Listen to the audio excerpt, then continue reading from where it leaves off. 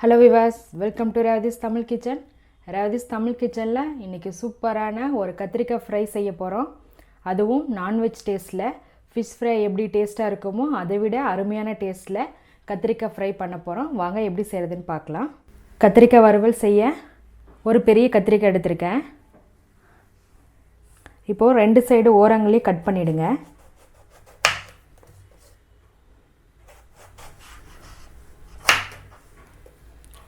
ரெண்டு side ஓரங்களே cut பண்ணிட்டேன். இப்போ இதை வந்து ரவுண்ட் ஷேப்பில் கட் பண்ணிக்கலாம். அப்போ தான் ஃப்ரை பண்ணுறதுக்கு நல்லாயிருக்கும்.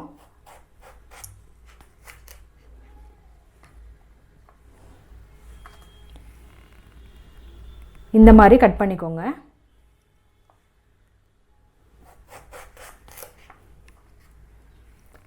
இந்த மொதத்தில் இருக்கணும். அப்போ தான் வந்து சாப்பிடும் போது மீன் சாப்பிட்ற மாதிரியே இருக்கும்.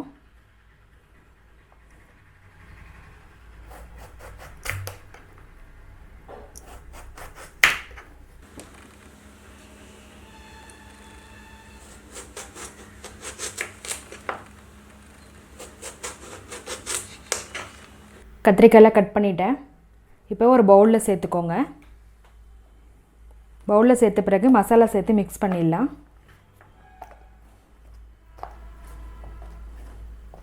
இஞ்சி பூண்டு பேஸ்ட் 1 டீஸ்பூன் சேர்த்துக்கோங்க.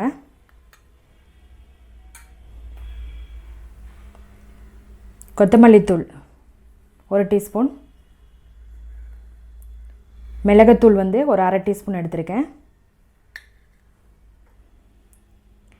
ரெட் சில்லி பவுடர் மிளகாய்த்தூள் வந்து 1 டீஸ்பூன். 1/4 டீஸ்பூன் மஞ்சள்தூள். உப்பு வந்து தேவையான அளவு சேர்த்துக்கோங்க.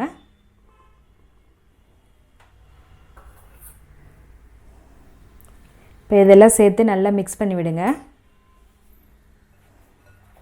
மசாலா வந்து எல்லா கத்திரிக்காயிலும் வந்துட்டு இதாகணும், அப்ளை ஆகணும். தண்ணி எதுவும் சேர்க்க வேணாம். இஞ்சி பூண்டு பேஸ்ட்டில் இருக்க ஈரப்பதமே போதும்.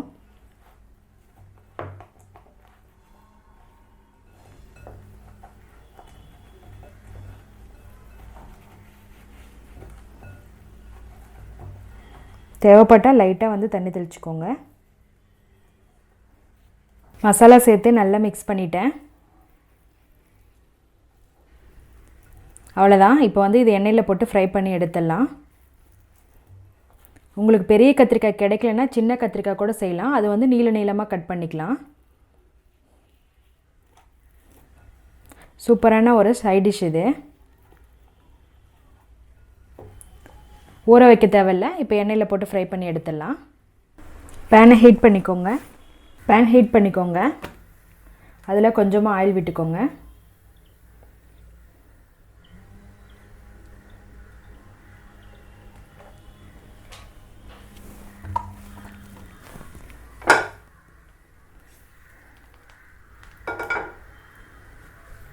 அடுத்ததாக நம்ம மசாலா சேர்த்து மிக்ஸ் பண்ணி வச்சுருக்க கத்திரிக்காய் எடுத்து ஃப்ரை பண்ணிடலாம். ஒன்று ஒன்றா சேர்த்துக்கோங்க.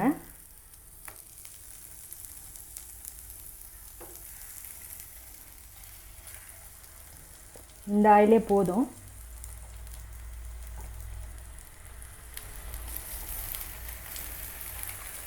அடுப்பை வந்து மீடியமில் வச்சுக்கோங்க. 1 சைடு ஃப்ரை ஆன பிறகு நம்ம திருப்பி போட்டுக்கலாம்.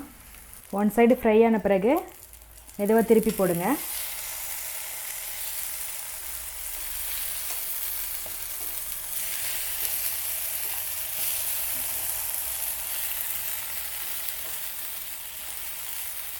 ஆயில் வந்து ஃபுல்லாக ட்ரை ஆகிடுச்சுன்னா கொஞ்சமாக ஆயில் விட்டுக்கோங்க, இல்லைன்னா தேவையில்லை. அடுப்பை வந்து கம்மியாக வச்சுக்கோங்க, ஏன்னா கத்திரிக்காய் வந்து உள்ளே நல்லா வேகணும்.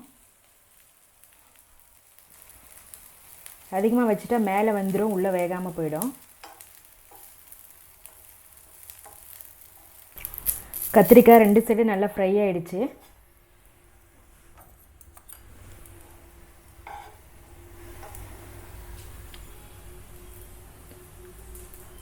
சூப்பரான கத்திரிக்காய் ஃப்ரை ரொம்ப ஈஸியாக பண்ணிட்டோம். இப்போ இதை எடுத்து பிளேட்டில் வச்சுருங்க. இதே போல் மீதி இருக்க கத்திரிக்காயும் ஃப்ரை பண்ணி எடுத்துடலாம். நம்ம செய்யும் போதே மீன் செய்கிற வாசம் அடிக்கும். மீதி இருக்கிறத ஃப்ரை பண்ணிடலாம். காரசாரமான கத்திரிக்காய் ஃப்ரை ரொம்ப ஈஸியாக பண்ணிட்டோம். பாருங்கள், மேலே நல்லா மொறுமொறுப்புன்னு உள்ளே சாஃப்டாக இருக்கும். எல்லா வெரைட்டி ரைஸ்க்கும் சைட் டிஷ்ஷாக சாப்பிட்லாம். ரசம் சாதத்துக்கும் செமையாக இருக்கும். நீங்களும் இதே போல் வீட்டில் செஞ்சு பாருங்கள். எங்கள் சேனலை சப்ஸ்கிரைப் பண்ணுங்கள். மறக்காமல் பக்கத்தில் இருக்க பெல் பட்டனை கிளிக் பண்ணிக்கோங்க. இந்த வீடியோ உங்களுக்கு பிடிச்சிருந்தால் லைக் பண்ணுங்கள், ஷேர் பண்ணுங்கள், கமெண்ட் பண்ணுங்கள். ரவதீஸ் தமிழ் கிச்சன் பார்க்குற எல்லாருக்கும் ரொம்ப நன்றி.